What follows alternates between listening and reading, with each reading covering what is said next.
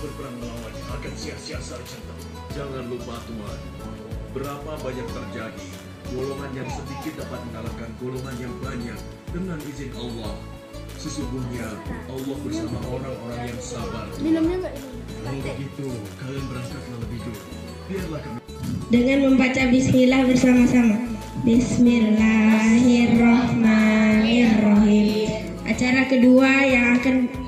Acara kedua sari tilawah yang akan dibawakan Fatin dan Sifa kepada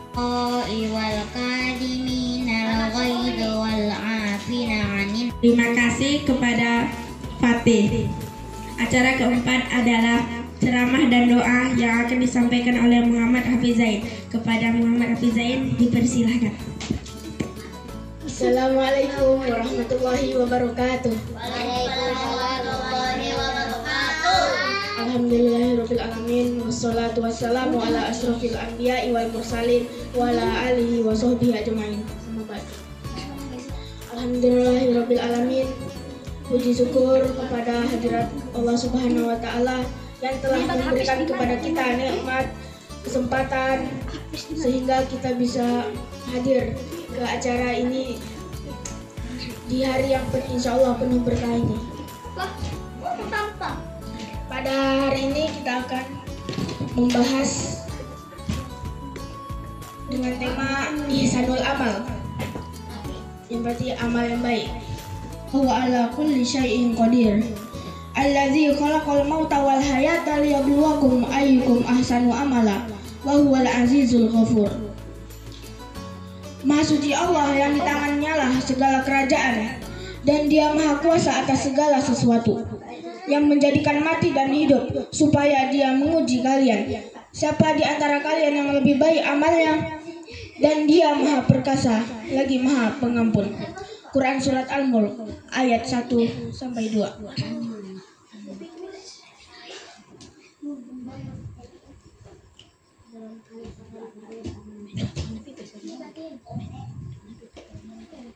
Ayat di atas Allah menjelaskan bahwa Allah lah pencipta kehidupan dan kematian bagi seluruh manusia. Ayat ini juga menjelaskan standar yang ditetapkan Allah Subhanahu wa taala untuk menilai manusia, yaitu ahsanu amala, baiknya amal. Jadi standar Allah dalam menilai manusia adalah apakah amalnya itu baik atau buruk. Bukan aksaru amala, banyaknya amal. Dengan kata lain, Allah Subhanahu wa taala melihat kualitas bukan kuantitas. Hal yang sama juga dijelaskan di dalam Quran Surat Hud ayat 7.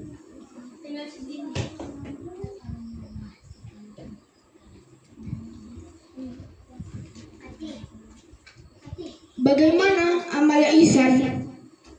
Suatu amal dikatakan ihsan berkualitas baik jika memenuhi dua syarat. Yang pertama, ikhlas niatnya.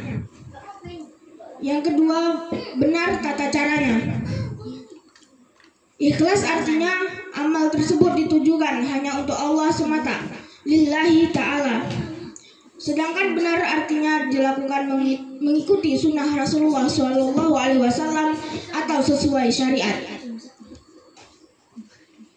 Imam Fudail bin Iyad berkata, perbuatan benar tapi tidak ikhlas tidak akan diterima. Sebaliknya, jika ikhlas tapi tidak benar juga tidak akan diterima. Nah, di depan sini ada gambar mana orang yang sholatnya tidak benar. Dia pakai senjata, nggak hadap kiblat. Yang ini lihat ke orang yang dengan senjata nggak hadap kiblat. Jadi ada berapa orang? Ada dua. Ada dua ya, berarti dia tidak benar tata caranya dan juga tidak ikhlas niatnya. Di sini ada contoh-contoh kualitas amal manusia. Yang pertama, niatnya tidak ikhlas, caranya juga tidak benar, kualitasnya tidak ihsan, dia sia-sia dan juga berdosa. Contoh puasa mutih untuk mendapatkan ilmu kebal. Ada juga niatnya ikhlas, tapi caranya tidak benar, kualitasnya juga sia-sia dan berdosa. Contohnya sholat karena Allah. tapi menyalahi contoh dari Rasulullah. Misalnya bacaannya pakai bahasa Indonesia dan lain-lain. Yang ketiga, niatnya tidak ikhlas, caranya benar, kualitasnya sia-sia dan berdosa. Misalnya berkerudung tapi mengikuti tren mode atau menutupi rambut yang rusak. Yang keempat, niatnya ikhlas, tapi caranya benar, kualitasnya ibadah berpahala. Contohnya, sholat, bekerja, berkeluarga, belajar, makan, berpolitik, menjadi pemimpin, berdakwah, dan lain-lain karena Allah Subhanahu wa Ta'ala dan mengikuti sunnah Rasulullah. Juga ada contoh, misalnya baca Al-Quran karena ingin dilihat orang soleh, atau berpuasa agar dilihat orang yang soleh juga gimana.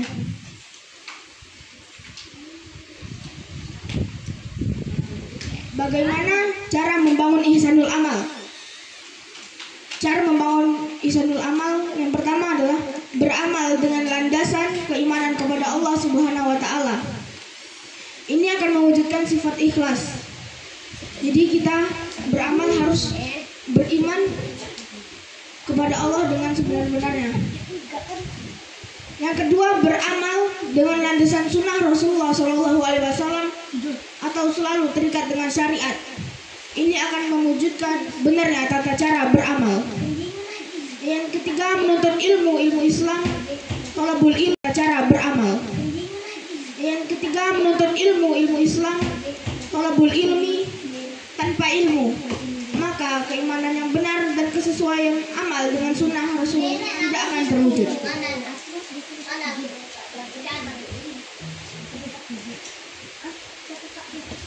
Thalabul ilmi. Thalabul ilmu, menuntut ilmu hukumnya wajib atas seluruh muslim. Rasulullah SAW bersabda, "Thalabul ilmi fardhatun ala kulli muslim." Menuntut ilmu itu wajib hukumnya bagi setiap muslim.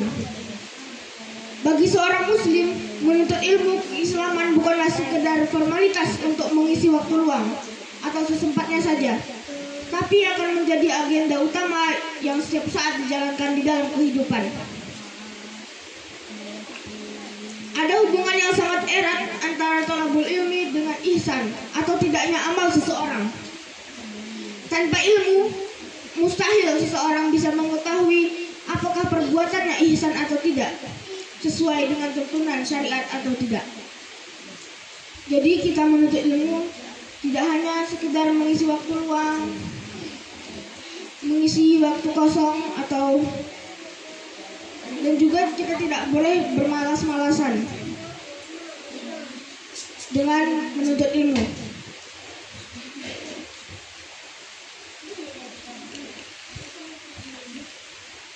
Alhamdulillah. Sekarang pertanyaan tema kita hari ini. Ulang. 1, 2. 1. Atau berkualitas baik jika memenuhi 2 syarat.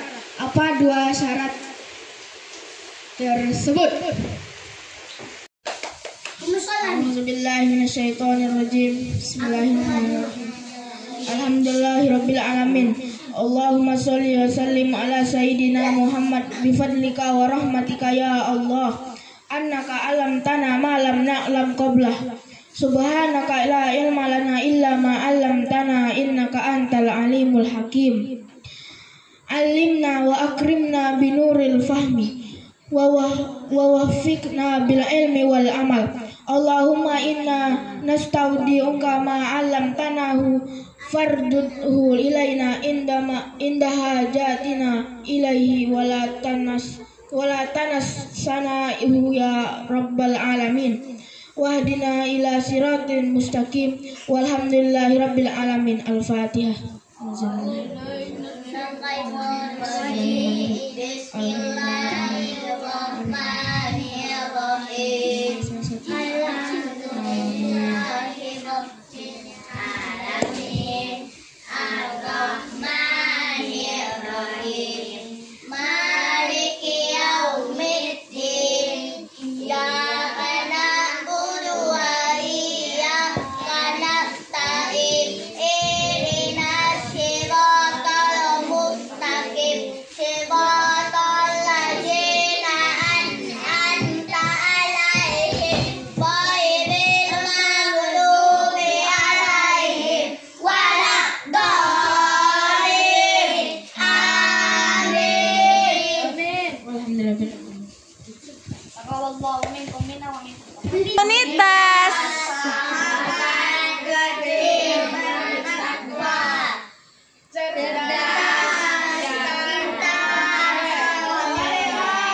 Takbir.